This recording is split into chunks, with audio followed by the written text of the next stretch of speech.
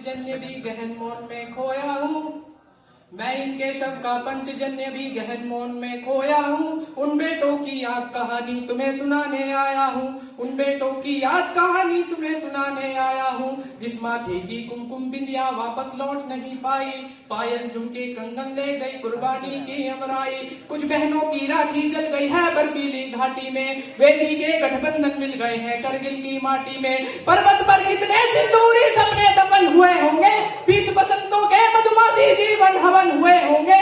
टूटी चूड़ी धुना महावर रूठा कंगन हाथों का, कोई मोल नहीं दे सकता बासंती जज्बातों का, कोई मोल नहीं दे सकता बासंती जज्बातों का।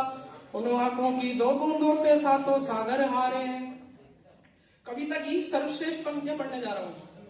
उन आंखों की 2 बूंदों से सातों सागर हारे हैं, उन आंखों की 2 बूंदों से सातों सागर हारे हैं। जब मेहंदी वाले हाथों ने मंगलसूत्र उतारे हैं, गीली मेहंदी रोई होगी चुपके घर के कोने में, ताजा काजल छूटा होगा चुपके चुपके रोने में। जब बेटे की अर्थी आई होगी सूने आंगन में, शायद प्यार उतर आया हो बूढ़ी माँ की दुनिया में, शायद प्यार उतर आया हो बूढ़ी माँ की दुनिया में।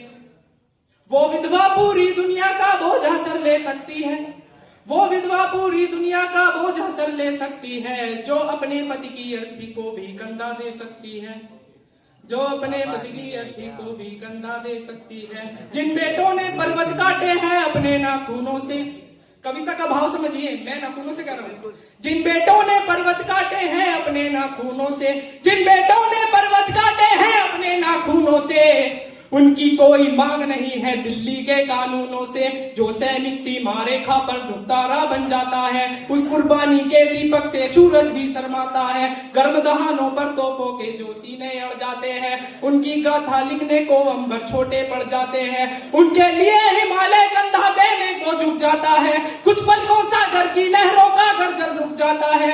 उस सैनिक के शव का दर्शन तीरथ जैसा होता है, चित्त शहीदों का मंदिर की मूरत जैसा होता है, चित्त शहीदों का मंदिर की मूरत जैसा। क्या ये देश उन्हीं का है जो सीमा पर मर जाते हैं? आप सभी से मेरा प्रश्न है, अपने मन ही मन इसका उत्तर दीजिए। क्या ये देश उन्हीं का है जो सीमा पर मर जाते हैं?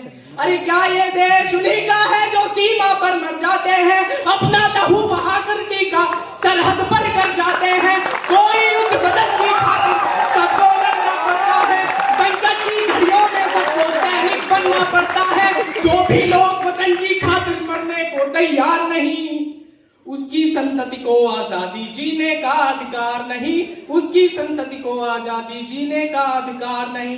सैनिक अपने प्राण गवाकर देश बड़ा कर जाते हैं। अंतिम 4 पंक्तियां, ओके, उसके बाद मैं सदन से अपनी विदा लेता हूँ। सैनिक अपने प्राण गवाकर देश बड़ा कर जाते हैं, सैनिक अपने प्राण गवाकर देश बड़ा कर जाते हैं। बलिदानों की बुनियादों पर